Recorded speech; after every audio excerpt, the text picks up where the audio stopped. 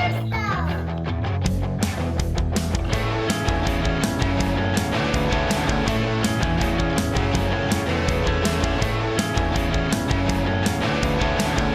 have one unheard message. Hey Jake, did you ever find a spot to do your car reveal? If not, I got a place you can do it. Alright, hey guys, it's Jake from Mitzu Garage. We have a special video for you guys today. We're mostly going to talk about the new wiring system in the car that I know a lot of you have already asked about, and it hasn't been 24 hours yet since we got most of it wired up. I just want to remind people just the overall series on the car. We do not run a special shop. 99% of the work is being done in my dad's own garage. We're not constantly taking our car to get worked on by someone else. Most of the videos are meant to be relatable to the average person that wants to build their own car. Yes, we're gonna make mistakes along the way, but we're figuring out all the little tinkering we gotta do to get everything situated. But like I said, I just wanna remind people, this is not my full-time job. I actually do have a job and we just work on it in our free time. So hopefully you guys can take some useful information out of these videos, maybe not. But first I wanted to give a little backstory on the car first. So if you guys are an OG of the channel, you'll know that this originally was not the first car we were working on. We were originally working on another 98 Eclipse, but it was a GS. I probably have some pictures I could throw up here to show you. But originally we started cutting the firewall and we were just tinkering around just to see if it would work. And once we figured out it was gonna work, then we moved on to the rear and we realized there was a lot more damage to the car than the eye could see. So I reached out on a lot of the Mitsubishi forums asking someone for a new body that we could buy off of them. And we actually came across this car, someone messaged me about, and it was quite a long drive away from me, but it was a really solid car. It was a great deal.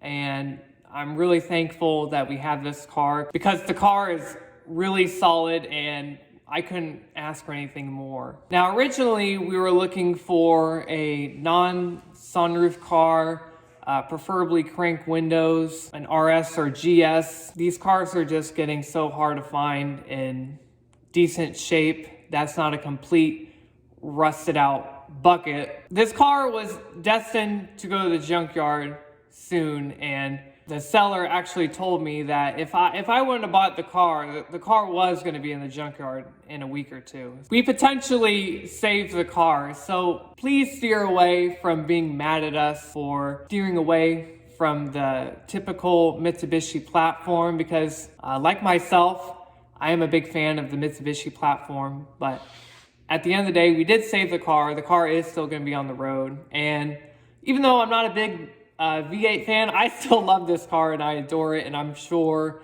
it's going to be in my possession for many, many years down the road. But I personally love the car, so hopefully you guys will love it as much as we do once the car is finished. So on that note, let's get started on showing off some of the things we've worked on. All right, so if you guys watched my last video, we showed where we got all the glass installed in the car.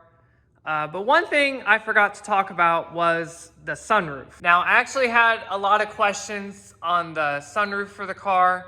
A lot of people were asking me like, how did you get the framework off the sunroof? Where did you get the new seals for it? Just general questions like that. And I forgot to talk about them, but I wanted to explain a little bit today. So this is actually the sunroof that came with the car when I bought it. We actually had a spare parts car one of my friends and subscribers gave to us, so thank you, Doug, on that. You're amazing. We had a spare sunroof and most of the framework on this was pretty good. There was some small rust spots in it, nothing too major, but luckily on our spare sunroof, the spots that were rusted on this one were not on the other one. So we just cut little pieces out of the sunroof framework and we just re-welded it to this one, and we sandblasted and painted it, and it looks amazing. We actually painted it with that rust bullet product that we really like. I know one of my really early videos, we kind of talk about painting underneath the car with that. So if you wanted to look at that, feel free to watch that video. But we really like that product, especially when you prep everything correctly and get your surface nice and clean. That paint will stick forever. So it looks really nice. Unfortunately, you can't buy a new framework or sunroof for it really anymore, so it's the best it's gonna be. I was able to order the OEM sunroof seal. Now, I got this off of J&Z Tuning, I believe is the website. There might be like 1 or 2 websites you can still order this on. I just wanted to order anything I could for this, and the seal looks really nice. I believe most of it was destroyed anyways when we originally took this apart. I forgot to mention how we took the sunroof framework apart. We just used a putty knife and a hammer to get all of the old adhesive off. And it was a little difficult, but it wasn't too hard. But once we got it off, we tried to get rid of all the residue we could. And the glass installer just re-adhesived this onto the original sunroof again, and everything looks okay so far. Everything is in the right place. Obviously we don't have the sunroof wired yet. It should be good in the future. Over here we've got our lower window moldings on the door. This is actually a brand new piece. It's nice and soft and it looks really nice. We got this from STM Tuned, I believe. They only carry the passenger side now. I think the driver's side is discontinued and you can't order it anymore, but I was able to order the passenger side and it looks really nice. Also, we've got the driver's side and passenger windows in. But over here on the other side, so on this side, we unfortunately have to use a used piece. This was actually on the parts car my friend gave me. It was originally covered in really old, nasty plasti dip, and it was kind of a pain to get it off, but luckily for us, maybe that plasti dip saved some of the original color on this, so it looks really good, and it cleaned up fairly easy once we got all the plasti dip off. It's as best it's gonna be. Can't really buy these anymore, so I mean, luckily there's no tears on it. Yeah, it looks overall pretty decent. I mean, it could be better, but I mean, can't order anything. Also, just wanted to throw a quick tip in here. If you have really old plasti dip, the trick we found that works really well is we just soaked it in WD-40 and just kind of lightly brushed over it. We didn't use any tools or anything. We just used our fingers to get all the old plasti dip off, but it looks pretty good. I mean, can't ask for anything better than that. All right, guys, so here's the real meat and potatoes of today's video. Now, I just want to be 100% clear on this. The car does not have any of the OEM Mitsubishi wiring anymore. All of that is gone. Now, the car has 2 separate wiring systems in it. One is for the engine and transmission, which is ran through a Holley Terminator Max system. And then the body of the car has its own standalone wiring harness, which is less than $100, and it's pretty bare bones, I guess you would say. All right, and like I said before, guys, we are not a professional shop. We just do this on our free time. But I want our channel to be kind of relatable for you guys. When you're building a car, you know, this is obviously not finished yet. This is all testing and in progress. But, you know, when you're wiring a car, this is something you got to deal with. You know, we don't want our channel to look glamorous, you know, in the beginning, because we want to show you, you know, things you have to go through when you're building a car. So this is obviously not finished. It's going to be nicely tidied up in the end, but right now it's just in testing. So I just wanted to throw that out there. So everything you guys see up here up front, links to all of the engine and transmission wiring that runs to the Holley Terminator ECU. This kit, it's not 100% plug and play. You do have to terminate some of the wires to the key switch. Some of them is like accessory power or on. Now, first glance, this might look pretty overwhelming to you guys, but I just wanted to reassure you that it does come with an instruction manual, and just work on one thing at a time. Take your time, make a handy list and check off things that you have done. It might look overwhelming. It's not too bad. This is something you're going to have to deal with. All right, next I wanted to talk about the body wiring harness. I know you guys can't obviously see it right now because we do have the driver's side fender back on and the front bumper. We do have the front headlights wired up, the turn signals are wired up, the fog lights are wired up, and also the side markers are wired up. I know you can't see all of it, but everything is wired in this nice wire loom that goes through the driver's fender. Everything is wired up in the same location from the factory. And in the back, we've got our brake lights, our turn signals, our backup lights, and our license plate lights all wired up here. So for the body wiring harness, the fuse box is a generic style GM fuse box, and we actually used a GM style wiring color code for the car. Now, you guys might be asking, why did we do that? Well, to make things easier for me or someone else down the road that owns the car, they'll be able to take this to any GM shop and they'd be able to diagnose, like, okay, green is the headlight wire. You know, it'd be easy to diagnose everything, because originally with the OEM Mitsubishi wiring, I know a lot of people were like, why did you do that? The thing is, this is a very bare bones fuse box.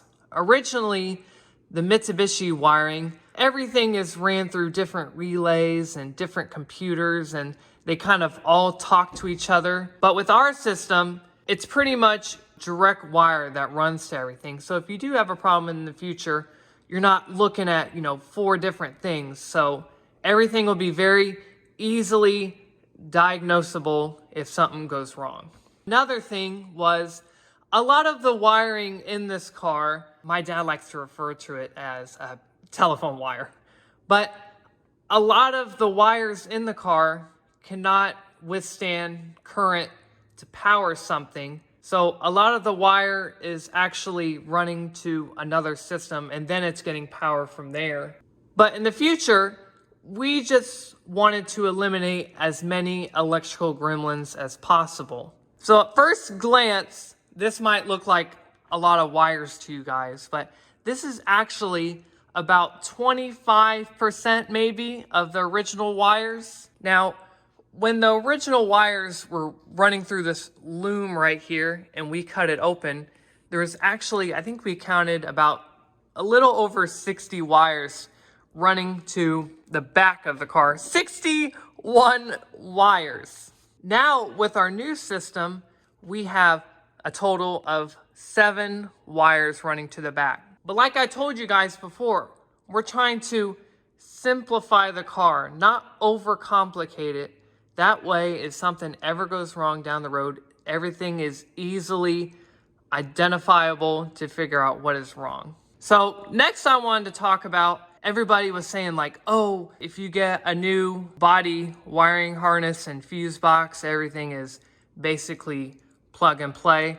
Well, it's not exactly like that, because like I said, a lot of the wire in the car isn't able to carry current because, like I said, it's like telephone wire.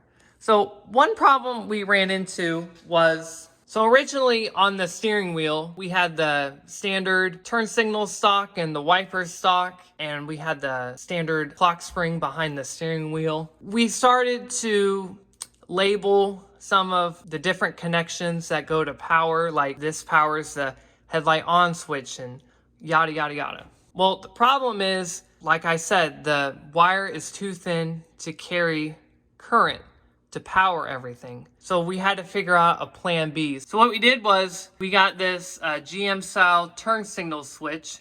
So all of this is plug and play into the wiring harness, but we had to adapt so the turn signal switch would fit onto the original steering rack. So with our new GM style body wiring harness, I just wanted to show you guys all the exterior lights wired up. Here we've got the park lights running. And then we have our low beam setting. Now these are Sylvania Silver Star ZXZ. Then we got the high beams here. Then we've got our left turn signal running. Now we've got our right turn signal running. And if we run to the back, we have the left turn signal. Now we have the right turn signal. We also have the brake lights, which we have on a GM style brake switch. Also, we've got the license plate lights on right there too. But originally we had all LEDs in the car, and it just created a lot more problems. We could have ran resistors on everything, but like I said before, we just didn't want to overcomplicate the system, so we just put in all new halogen bulbs, but they all look pretty nice. All right, so I showed you guys we got all of the exterior lights working. We do have to work around a couple things that I wanted to show you guys. First, let's talk about the headlights. So like I was telling you guys before, we cannot use the stock turn signal stock to turn on the headlights because, like I said before, a lot of the wire is too thin to carry current. So what we had to do was we used this universal GM style 6-pin headlight switch. So basically you pull out on this halfway and your parking lights are on, and if you pull it out all the way, your headlights are on. And then we also have this dimmer switch, but like I said, we have to use external things to get things to work. So basically what we did was a simple alternative to all of our problems. If you just want a simple system that's not overcomplicated with many different relays, and this is a very standard, I guess like 1950s style wiring setup. It's very basic. Everything's not overly complicated. And if you guys like my setup with things I've done, I'm going to throw up links in the description to everything I've used so far. Hopefully this helps you guys out a little bit. So I know that's a lot of information to take in at once, and I know this was a highly requested video, so I'm doing my best to kind of give as much information as possible. So I just wanted to give a few key points on the body wiring harness and why we chose this setup. First of all, the wires are all easily labeled, so they're labeled to what they go to every couple of inches, so you're not constantly fishing back and forth to see, you know, what does this wire go to. So everything is easily labeled for you so you can figure out what it goes to.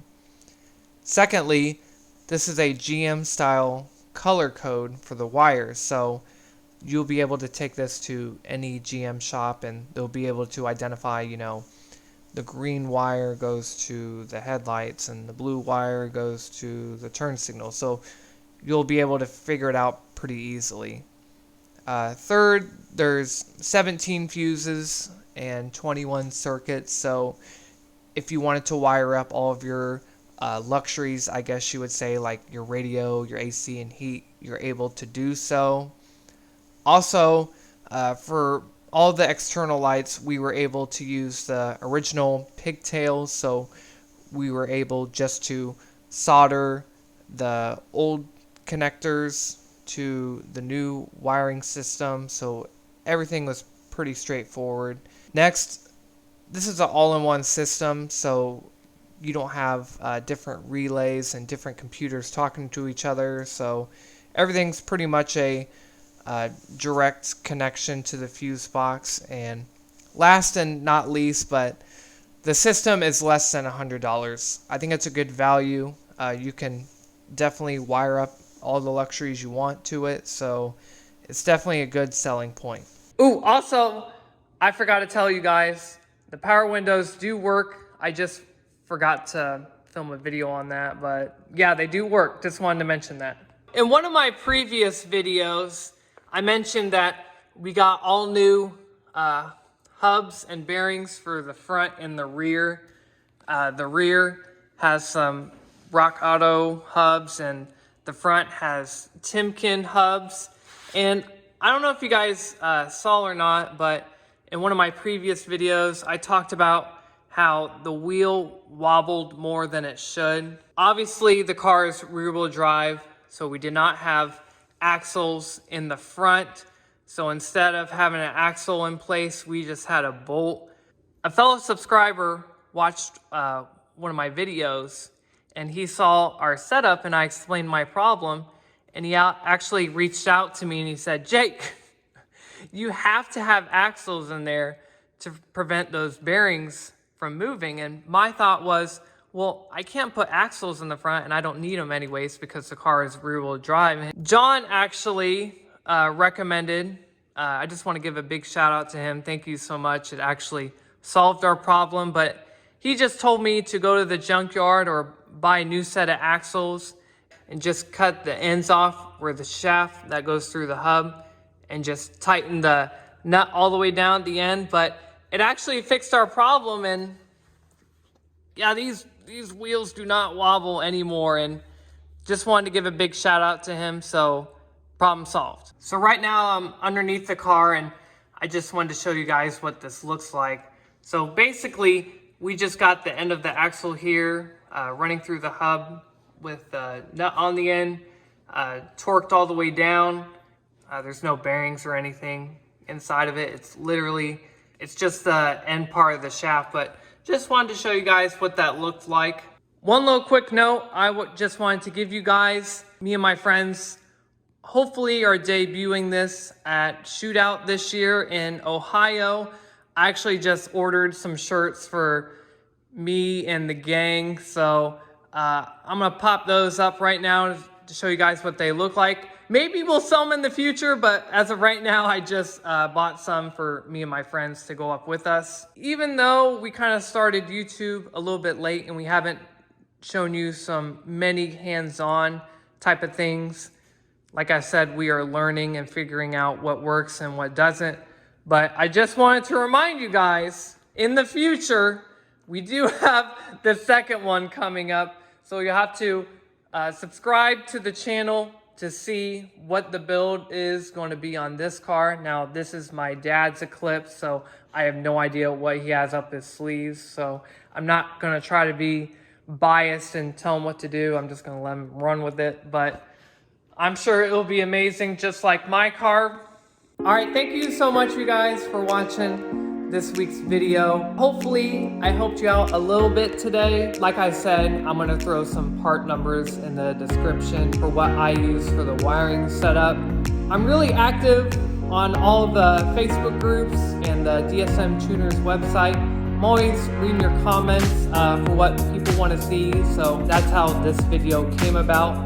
But if you guys have any suggestions on what you want to see, let me know. I will do my best to kind of go over that. Oh, but one thing before we go, I forgot to show you guys something.